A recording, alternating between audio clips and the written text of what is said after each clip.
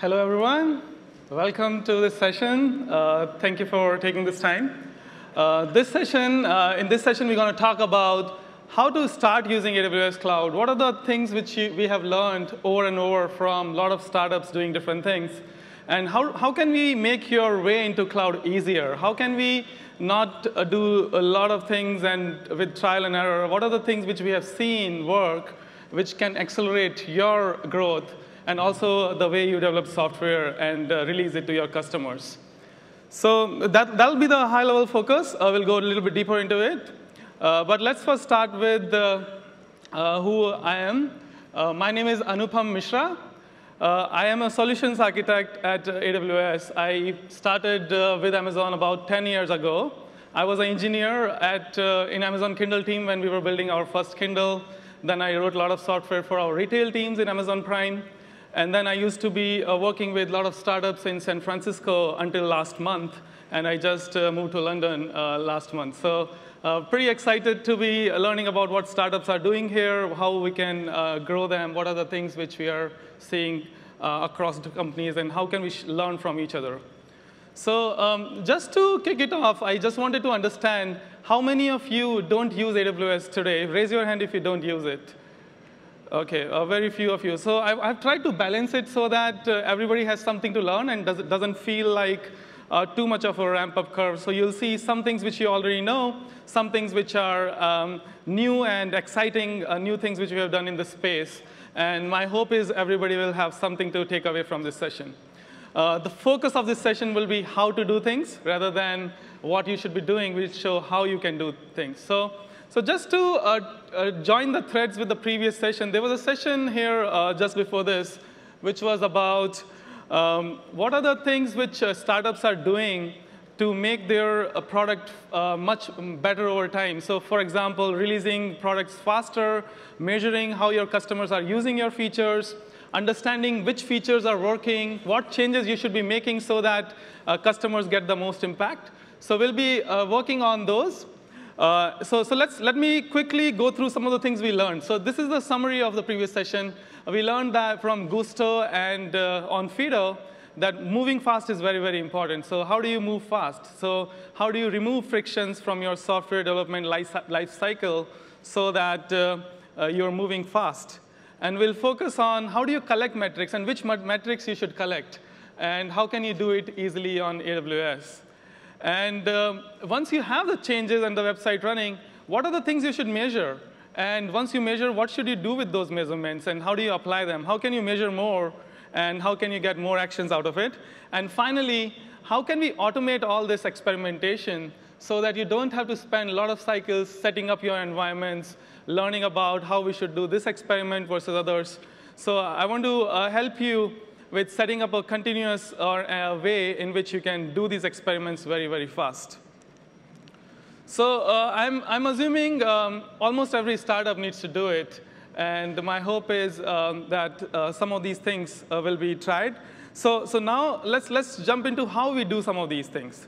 So just to give you a rundown of how the next 40 minutes or so are going to be, first we will start with what is a good software foundation? How can we make sure that our foundation is good? How do we make sure that as we are growing, our software is not continuously breaking? How do we make sure we choose the right foundation so that as the startup is growing and number of customers are increasing, which architectures we should rely on? The second one is once we have the architecture piece figured out, how do we deliver faster? How do we make sure our software reaches the customers fastest? And there are specific tools around that. There's something called CodeStar, and I'm going to go deeper into that.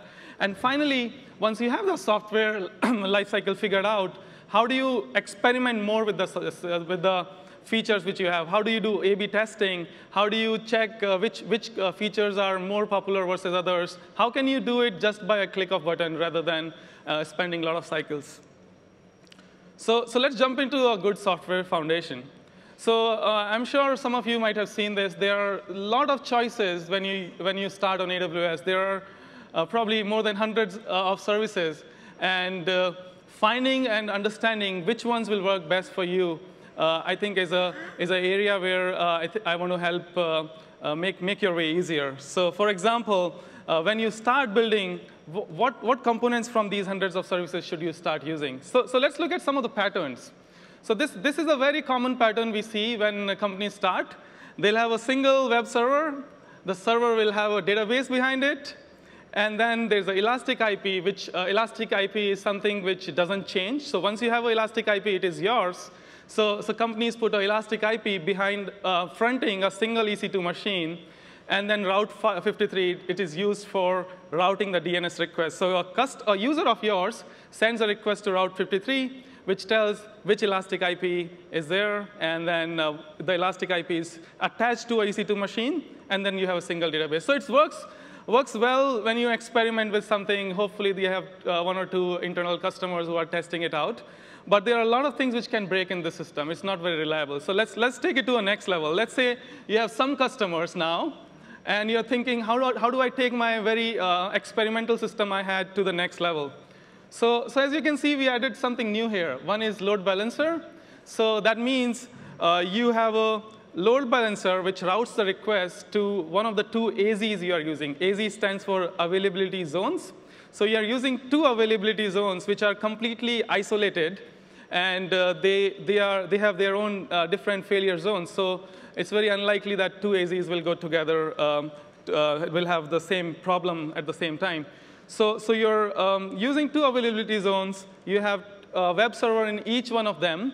And then you have a master database, which is serving most of the write requests and read requests. And you have a standby, which is ready to become active whenever your master database has a problem. So for example, if an interruption happens on one of your master databases, the slave, which is the replica or slave, standby will become active, and your customers will start using it. So ideally, you don't have much interruption in the system. Even if one AZ goes down, you have the exactly same system running in the another AZ. So this is a good start for improvement. Let's take it to next level. So another thing which is important to know here is, in the previous system, we had 2 machines, but they were only 2. How do we scale our systems as our customers are using our website more? So this is another common thing. We have something called auto-scaling, and I think it's very common in cloud world these days. Your machines increase or decrease based on how many customers are on your website at a given time. So you can set up rules where you say, if my machines are at a level where EC2, on the EC2, then a percentage of CPU is more than, let's say, 70%, start adding a machine, because it's very likely that they will go into 100%, which means some of the customers will not be able to be served from this system. So this is a system where you have a layer of multiple web instances, and they increase or decrease based on how your customers are using the website, how much traffic you have. So typically, you will see in the night, your systems will shrink. In the day, when you have a lot of traffic and customers using it, your systems will expand.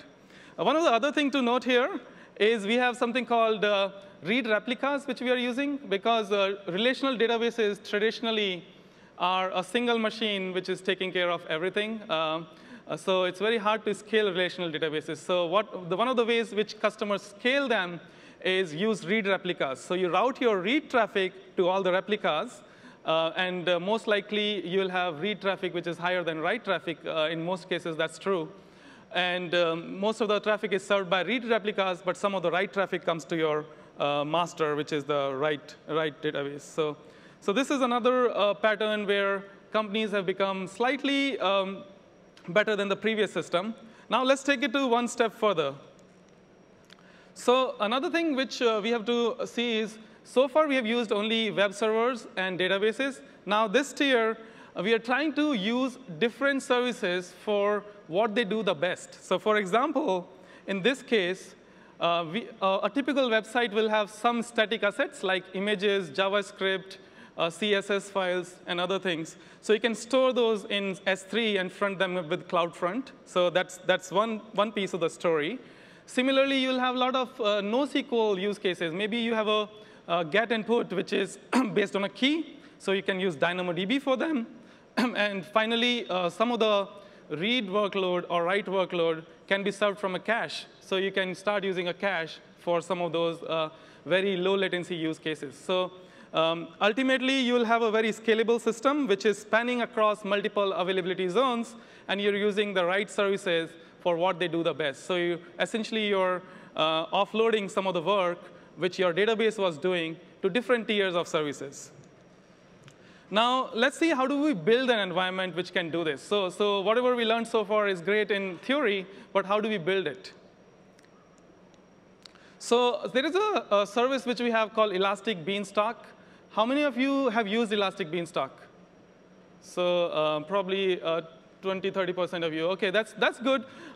This is a very popular service for startups. I've seen most startups use Elastic Beanstalk because it makes things easy for you, but still gives all control which you need. So you're not tying yourself to a specific service. You start with it, but then you can expand into other areas. So these are some of the things it does. So it does the log management for you. All the logs are piped into an area where you can search them, grab through them. There's a monitoring for it. You can set alarms saying, hey, whenever my system is having any issue, send me an email or a page. You can do a lot of things like auto-scaling. You can create groups around how to build software. So essentially, what you do is you just give your code to this service, and this service will make sure whatever we saw in the previous few slides is done for you. So it will make sure auto-scaling is running. It will make sure that monitoring is set up. It will make sure the right systems are used. So I'm going to show you some of those. And this presentation is going to be very demo-heavy. I like showing demos so you can see how it is actually done. So in terms of support, Elastic Beanstalk can support a lot of languages and platforms. So as you can see, Java, PHP, Ruby, Python, Node.js, you name it, most of them are supported. So you just give a binary or a package or a zip which contains your files, and you just give it to Elastic Beanstalk, and everything just works. And finally, these are some of the core benefits which people get from Elastic Beanstalk. So it's very fast and simple to use. And it's very good for productivity, because you're not thinking about all the things which we just talked. You just deploy it, and everything happens for you. And it gives you the full control. Even though it's very easy, still you have control. So most of the things are chosen by default for you, but you still have control on what should be done and what shouldn't be done. And let's jump into a demo which will, I think, show this much better.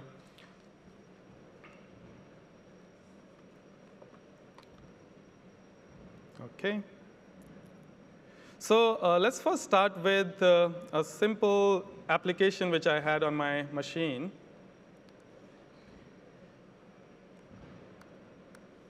OK. So this is a very simple Python Flask application. It has only two methods, get and post. Anytime a request comes to get, we are returning hello world 1. If it comes to a post request comes, we just output hello world. As simple as it gets.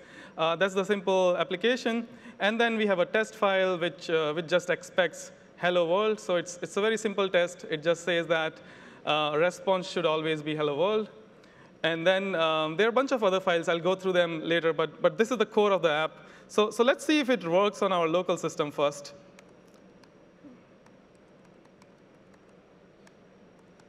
So we are in EB source. This is the directory where this source is. We have a bunch of files here.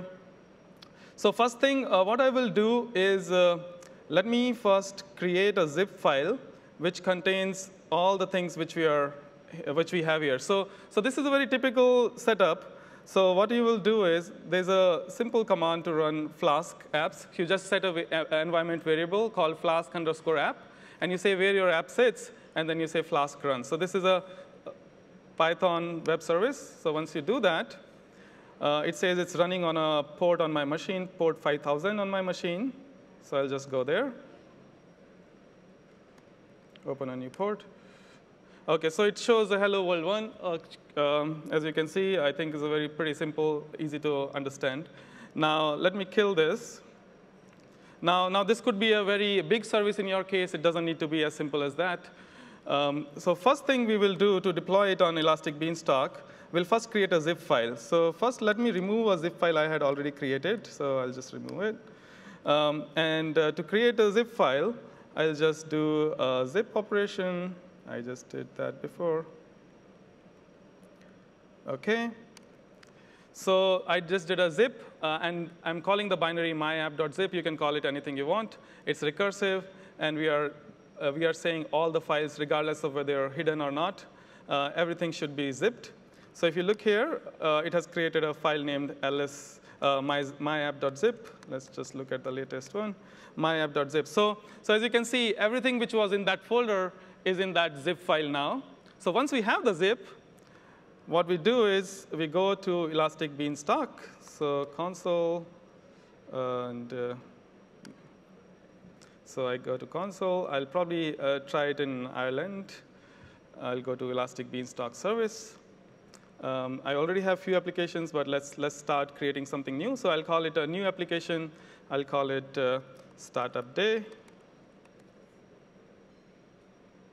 So we have an application. There's no environment here, so it's saying, do you want to create a new environment? Yes. So Elastic Beanstalk has two types of environments. One is called web server. A second one is worker. So the software which you write could be a service which is serving real customer traffic, or the other use case is it's a worker which is consuming data from a queue. It could be SQS, or it could be another queue, and that's a worker environment. So in our case, it's a web server. So let's call it web server, select. And then it's telling if you want to have a custom domain name, you can write it here. Otherwise, just leave it blank. And then it's telling what pre-configured environment you want to choose. So the choice of software stacks I showed earlier, everything appears here, like Node.js, Python, PHP. So in our case, it was Python, so I'll just choose that. And then it gives us option. Do you want to use a sample application? So if you don't have a code already, you can just start with sample and start building yours. But in our case, we already had something which we have built. So I'll say upload. It's a local file. Choose the file. And there's a myapp.zip. And I just upload it here. And finally, I say create environment. So as soon as I clicked it, it's doing everything which we just learned and setting up our environment in the way we just talked. So create environment is starting. So it will take about 10 minutes or so and should be done. But just for the sake of easiness, let's look at something which I had already built earlier. So how it will look once it's done. So this is another one which I had built. If you look at this URL, so let me open it in a new tab. It's exactly the same app. It just have a hello world, but it's the same code. And I had deployed it earlier in the morning. What it is doing is it has created a bunch of systems behind scenes. So for example, if you look at all the logs here, it has created a security group. It has created an Elastic IP. It has created an EC2 machine.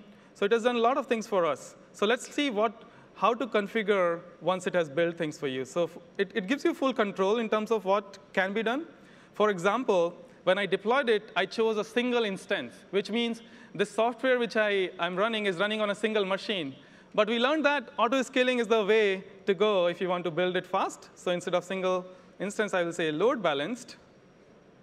And I can say the minimum number of machines I need is 1. Maximum, maybe 4, maybe 5. So depending on what kind of traffic you expect, you can give a maximum. Maximum is just to save you from unexpected number of machines. You don't want it to go to hundreds of machines if you leave it open. So you want to have a maximum so that it stops there. And you can say which availability zones you want it to be deployed to, what kind of cooldown period you want, so which means when the machines are, so let's say you have a high traffic, for how long the machine will wait once the traffic drops. So you don't want to remove machine as soon as the traffic is gone. Maybe the same traffic will come again in a few minutes. So the cooldown period saves you from that. And then you can also have time-based scaling. So if you know if your customers are active at a very specific time, you just say cooldown period is, or time-based. You can say morning 8 to noon is what I care about. So this is one configuration. But there are a lot of other things you can do. Let me quickly show you them, and then we'll jump to the next section. So another thing you can do here is rolling updates. For example, how your deployments should be done, how the security should be, what kind of monitoring you need. There's another thing called managed updates. Managed updates is where AWS will do some of the patching for you, some of the minor patches for you. Networks, so do you want a specific subnet to be used? By default, it chooses default for you, but you can choose a specific one if you want. So it's giving you all the control, but by default, it's doing most of the work. Second one is logs. You can also check out the logs on your applications or what is happening. So you just say request logs. I want to see last 100 lines. It'll just send a request to the machines which are running and show you the current logs from all the machines. So it just showed us a link here. If you look at it, I think these are some of the things that machine is doing right now. I think mostly the dummy processes which are running there. And then health, it shows you how active your website is, what kind of requests it's getting. So if we hit it a few times, you'll probably start seeing some of the metrics there. So I just hit the link. And if you refresh it, I think it'll start showing some of the requests once it gets the metrics. And then finally, it tells about how the CPUs are running on the machines, how much % of the CPU, what is the network. You can add custom graphs here. You can also set up alarms. So for example, in the previous screen, you can say, hey, whenever the machine is not healthy, these are the things you should be doing.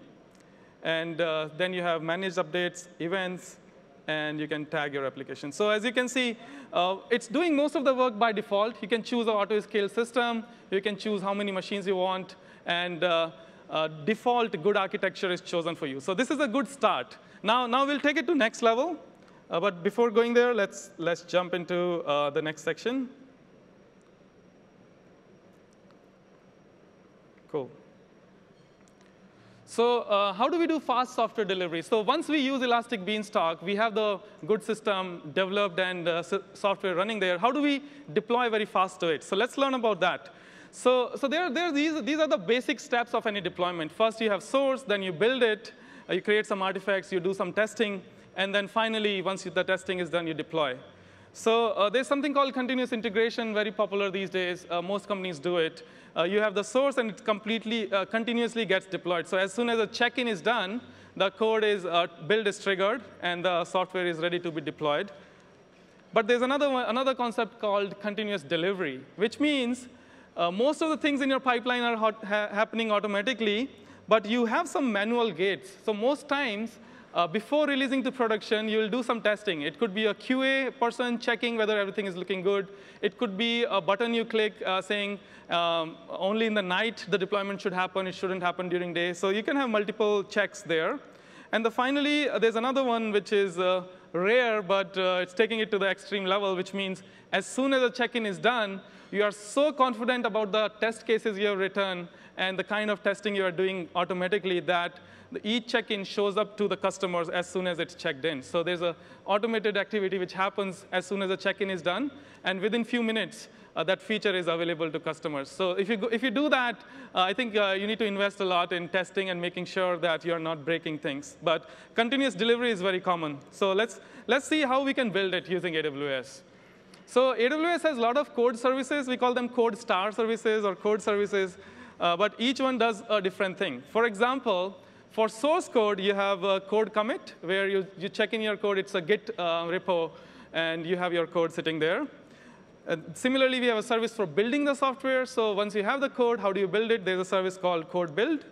And for testing, you can have plugins in code build, where you can say, whenever you're building, these are the tests which should run. And for deployment, we have code deploy, where you can control what kind of deployment it is, what are the things each deployment is doing, whether it should be a rolling deployment, whether you should deploy as a canary, start deploying a little bit, and then expand it. And to tie everything together, we have something called code pipeline, which to make it simple, because you don't want to integrate with each one of them. You just use code pipeline, and pipeline makes sure these things happen in sequence. And the thing which we're going to learn about today is code star, which brings everything together. You have the pipeline as a part of code star, but there are a lot of other things which code star does. So if you're a startup which is thinking about using AWS and thinking about how can we do all these things as seamlessly as possible, I think code star is a great way to do that. So let's look at code star quickly.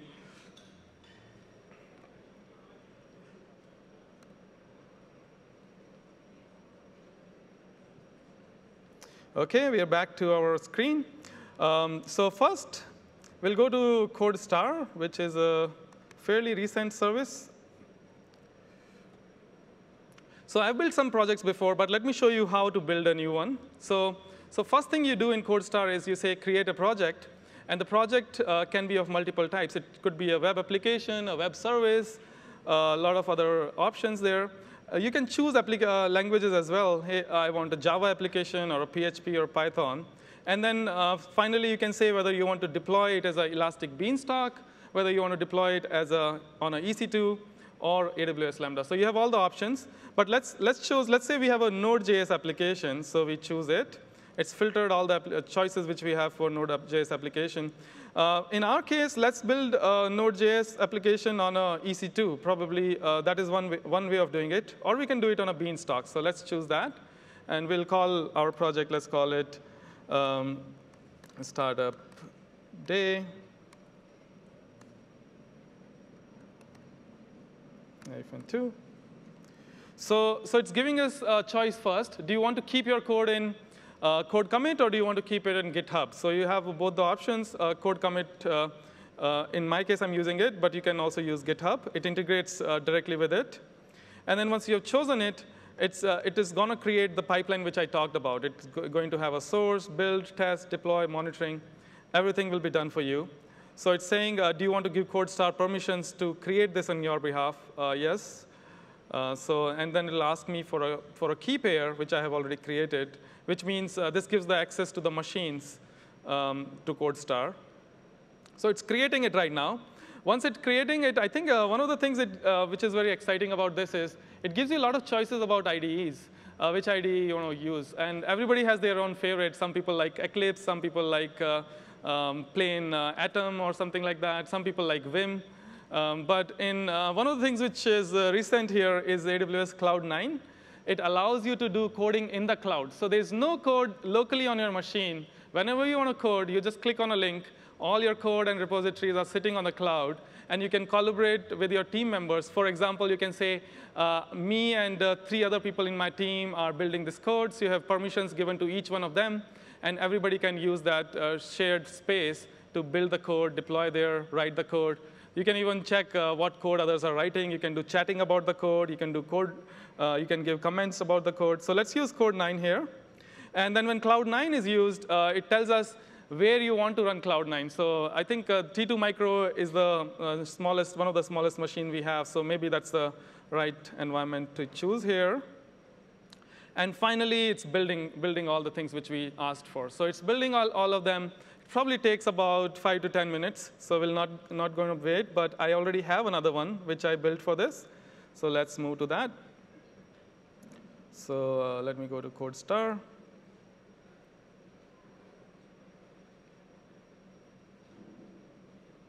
And I'll go to Ireland. OK, so I created something called Node Project Sample, which is very similar to what I did here. If you look at this code, let's look at the code quickly. Actually, let's first look at the application. So this is the default application which comes as soon as your project comes up. So this is a simple app. The same app is written in Java, Node, C#, and a lot of other languages. So once it comes up for the first time, this is how it looks. And then it comes with a lot of integrated options. So you have a team wiki here, so where you can keep all the notes about your team. It shows you all the commit history about what has been done in this project. It also shows you the activities which are happening on this environment. So for example, what is the CPU utilization on this service? And the best thing is I think it's keeping everything together. It shows you the Jira or any other mechanism you use for deciding which features to work on. So it's a single pane which is showing you what is happening across the app. So one of the things, this integrates with Atlassian Jira. So for example, if I have a story, this is a sample Atlassian project which I created. So change the title of the app. It's sitting here. But as soon as I change it, I think it appears there as well.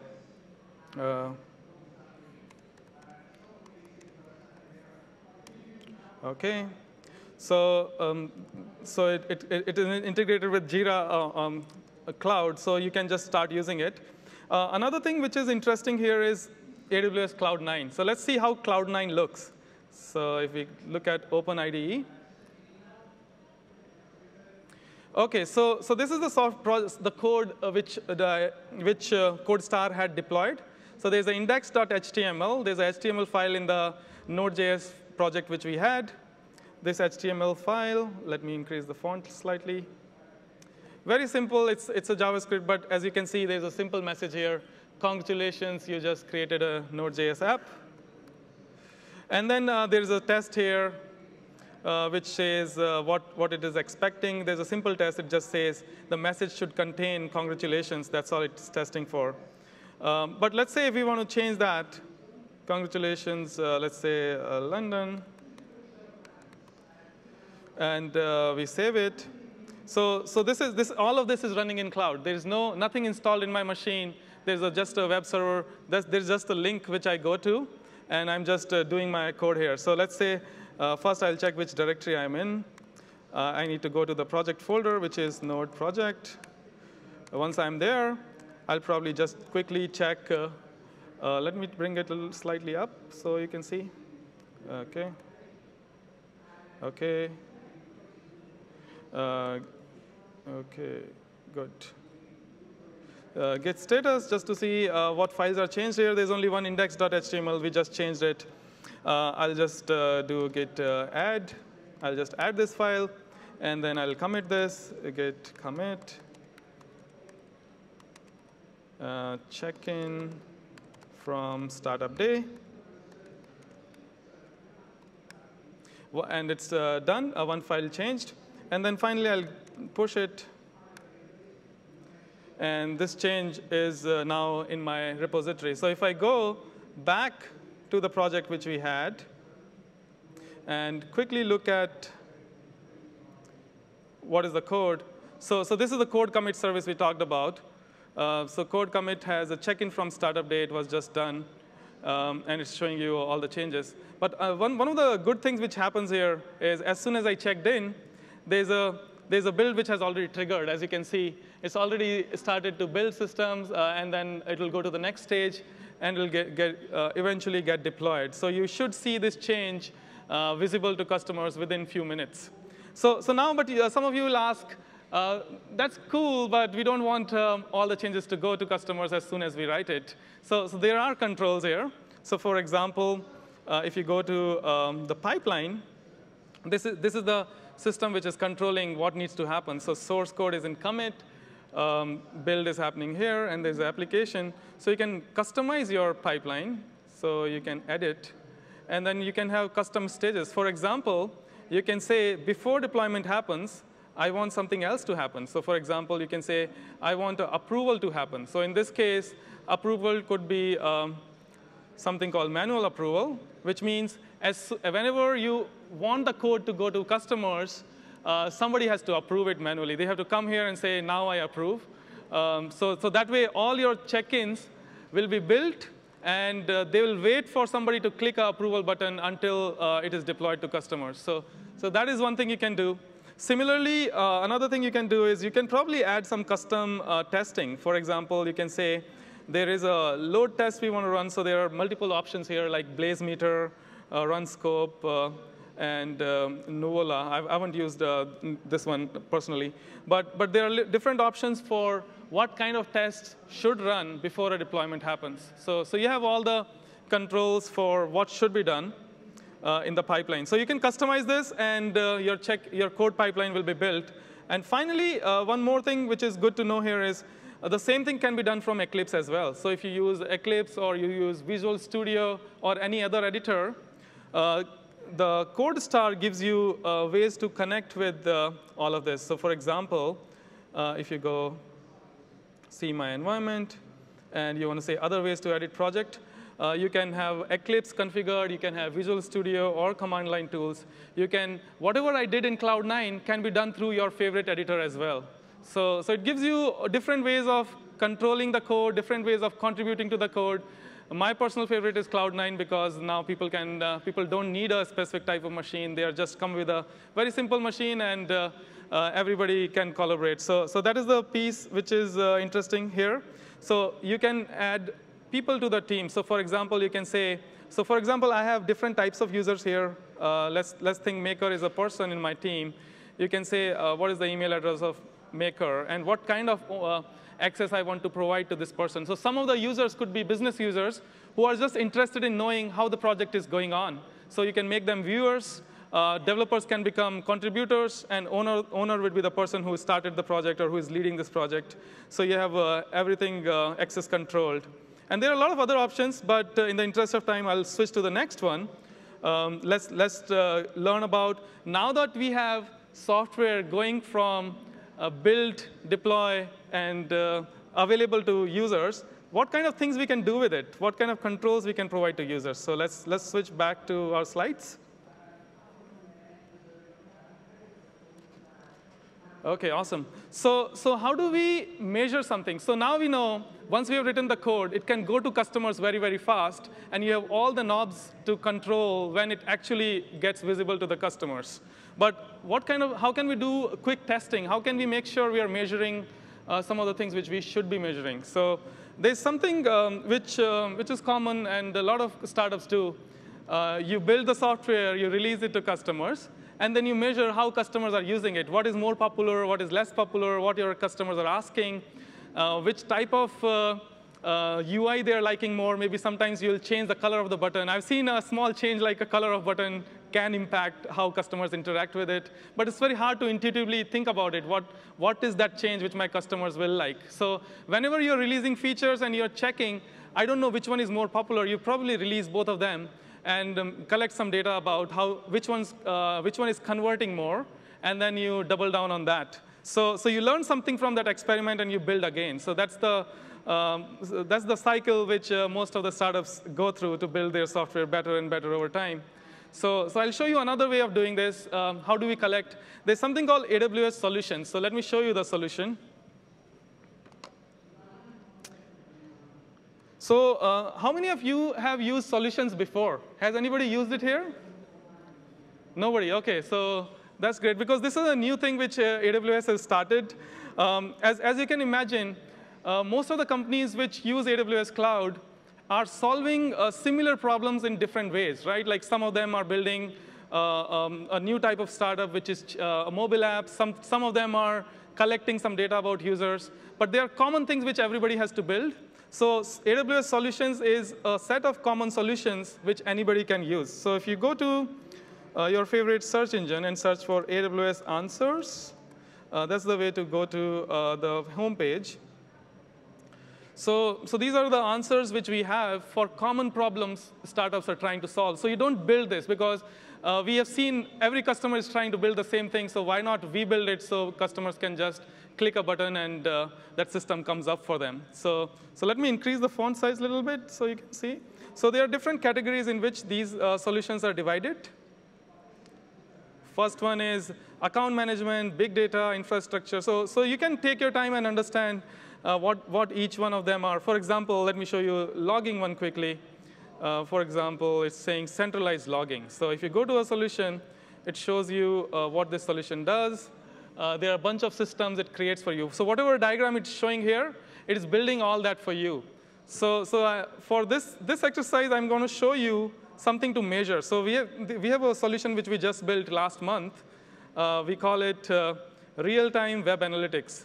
So as your website is running or application is running, you want to see how your customers are using it. You want to analyze the traffic. So you can just deploy this solution very quickly. What it does is it builds a system like this. So let me quickly show you what this system is. Just at a high level, your machines are, your traffic is coming through a load balancer, and you have a bunch of servers. And the data from those servers is coming to Kinesis. So your servers are sending some data about what kind of requests are coming to it. So you're getting all the data into Kinesis Firehose. It goes to a S3 bucket. And once it's there, there's Kinesis Data Analytics, which is analyzing this and generating reports about which applications are more popular, how customers are using it. And there's a Lambda function, which is writing into DynamoDB. And finally, there's a dashboard, which is showing all those results to you. So let me quickly show you that.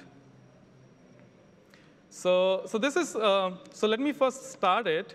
So the way you would deploy it is go here. and say deploy solution. So it's a single click, literally a single click, actually.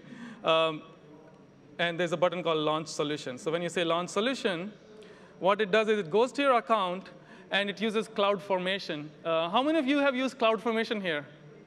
OK, for those who have not, CloudFormation is we call it infrastructure as code. So you can write a code which tells AWS what environments or what resources should be created. So think of it as a language which is telling AWS what should be done. So it's doing whatever was described. It is doing all that using a simple file here. And then finally, you will say, next, I want to deploy it. You can just give it a name, call it Web Analytics. OK. And then you can give a username for the dashboard. So for example, I'll call it Startup Day. And I'll give my email.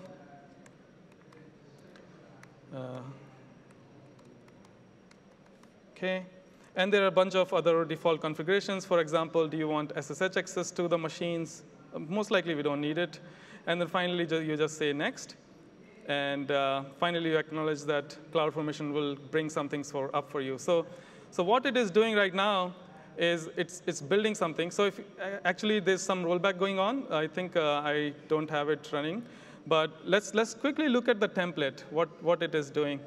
It's doing a lot of things around. Let me show you here. OK. 1 minute. OK. Outputs. And templates. So if you look at template, it's building a bunch of services. It's creating a server.